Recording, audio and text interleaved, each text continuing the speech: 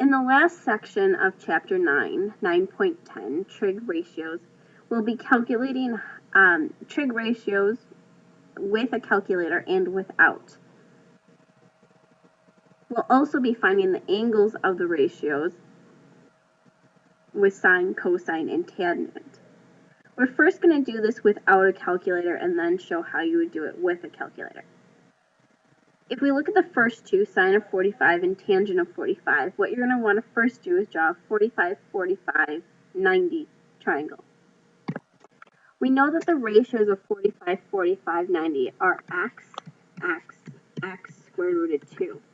If we translate that using ones, this would be 1, 1, 1 square root of 2, which is just square root of 2. So then we go and we're going to calculate what sine of 45 is. Sine is opposite over hypotenuse, so that would be 1 over square root of 2. And if you rationalize it, it's square root of 2 over 2. For tangent, you know that tangent is opposite over opposite over adjacent, so we'll use 1 over 1 in this case. So tangent of 45 is simply 1. To do this on a calculator, you'll simply type in sine of 45 degrees. Now, you'll probably have your TI calculator, so a couple of things you'll want to make sure of. You'll want to make sure that your calculator is in degree mode. So you'll want to hit mode, and again, make sure that degree is selected. So what you'll do is you will hit the sign button on yours. You'll hit 45. You'll close the parentheses and hit equals, and you'll see it's 0.707. Now, obviously, this is not what we wrote down on the screen, but if we think about what we wrote down on the screen, we did square root of 2, we'll close the parentheses, divided by 2, and there you have it. It's 0.707, dot, dot, dot. Now, obviously, the square root of 2 divided by 2 is a more accurate depiction of sine 45, but you'll see they're both the same answer. Now, 45, 30, 60 degrees, 90 degrees, those are all common angles. So eventually you'll actually have to know what those are off the top of your head when we get to the unit circle, but for now we're just kind of showing you how you calculate them. Now, in the next part, what we're going to do is we're going to find cosine theta when it's 1/2, and then we're going to find tangent theta when it's square root of 3, and then we're going to find sine theta where it's square root of 2 over 2.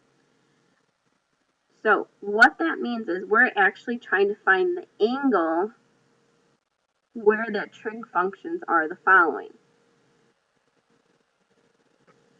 And for right now, we'll use our calculators to do so. So if we look at the first one, it says cosine theta equals 1/2. Now, what we're trying to do again is to find out what theta is, and that's usually what the angle is. Now, what you can kind of think of this as is this is multiplication, and I want to get rid of the cosine. And if you get rid of cosine, we divide it by cosine, it's really the inverse of it. So what you're really doing, and if you think back to algebra 1 of what those exponents are, inverse is -1 of 1/2. So what you'll do on your calculator is you will go and you will hit second, then cosine, and you'll see that it will actually be a little cosine -1 up above. And then you'll type in 1/2. And when you do that, you should get 60. So when cosine at 60 degrees equals 1/2. The next one we'll do is tangent theta equals square root of 3. Again, what you're going to do to find the angle is you'll actually take the arctangent. That's what that little -1 means, okay? The arctangent of square root of 3. And when you type that in, you will get 60 degrees as well. What I want you to do is just pause the video and see what you get for sine theta square root of 2 over 2. This is what you should have typed into your calculator, and 45 is what you should have gotten for your final answer.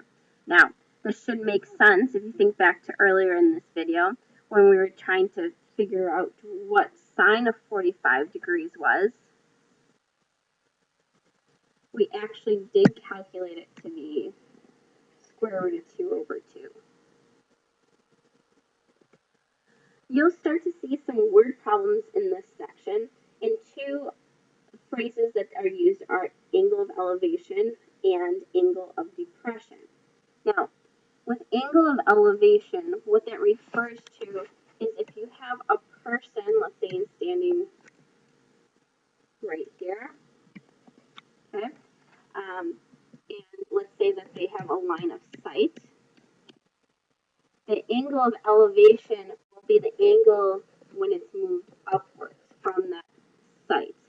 Okay, so angle of elevation means the upward movement from a horizontal line. And then angle of depression, if you like my stick people, angle of depression means if you have a horizontal line of sight, it's the downward movement of it, or the downward angle. So elevation is the angle moving up, angle of depression is the angle moving down. Alright, so for example, in this case, we're given a boat problem, and we have a man on a deck of a ship that is 13 feet above water level. He observes that the angle of elevation of the top of the cliff is 40 degrees, and the angle of depression of the base is 20.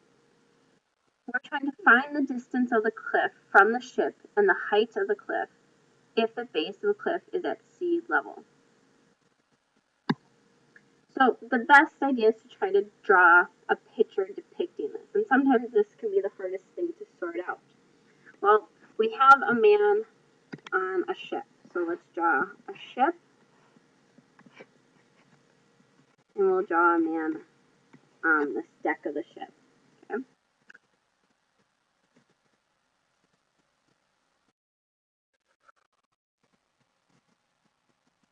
We know the deck of the ship is 13 feet above water level. He observes that the angle of elevation to the top of the cliff is 40 degrees. So we'll draw a horizontal line from the man, and the angle of elevation, meaning up, is 40 degrees. Okay? And this is going to the top of a cliff right here. Okay, so let's pretend this is a cliff. And the angle of depression of the base is 20. So the depression is going down, and that's to the base of the cliff, so that's 20 degrees. We want to find the distance of the cliff from the base of the ship and the height of the cliff. So if we know that this is 13, that will also make from here to here 13. And this will also create a 90-degree angle since it's a horizontal to the cliff. Now, the two things that we're trying to find is the distance from the cliff, we'll say that's x, and we also want to find the height of the cliff. So we'll need to know y right here as well. So you'll notice that there are two triangles, right triangles that are created. There's one right here and one right here, one using 40, one using 20. Now, we're going to use the yellow triangle because you'll notice that in the yellow triangle, we're actually given a length of a side. So let's look at that. This is 20 degrees, this is 13, and I'm trying to find x. And so what we're going to do is we'll use our trig ratios to figure out what x is. Again, kind of from the last lesson, How does x and 13 correspond to 20? Well, x is the adjacent and 13 is the opposite, so we can use tangent. Tangent of 20 degrees equals 13 over x.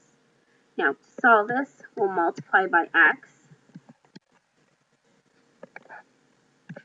then divide by tangent of 20 degrees to calculate our answer. So 13 divided by tangent of 20 degrees, that will give us, we'll run to nearest term, 35.7, and that's feet. So the distance from the boat to the cliff is 35.7.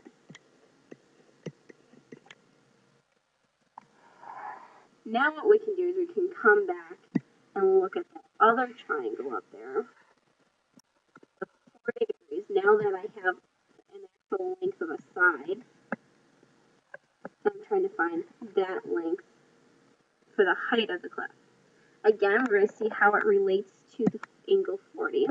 So I'll use the y and 35.7. And those are again opposite over adjacent. Tangent 40 degrees equals y over 35.7.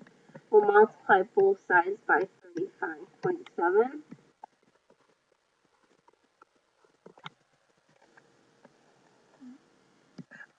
When you go ahead and plug that into your calculator, y will be approximately 30 feet. So we'll go back to our diagram, and we know that this is 30 feet, and we need that extra 30 feet from the boat. So the actual height of the cliff is 43 feet. So 43 is the height of the cliff, and the distance from the boat to the cliff is 35.7.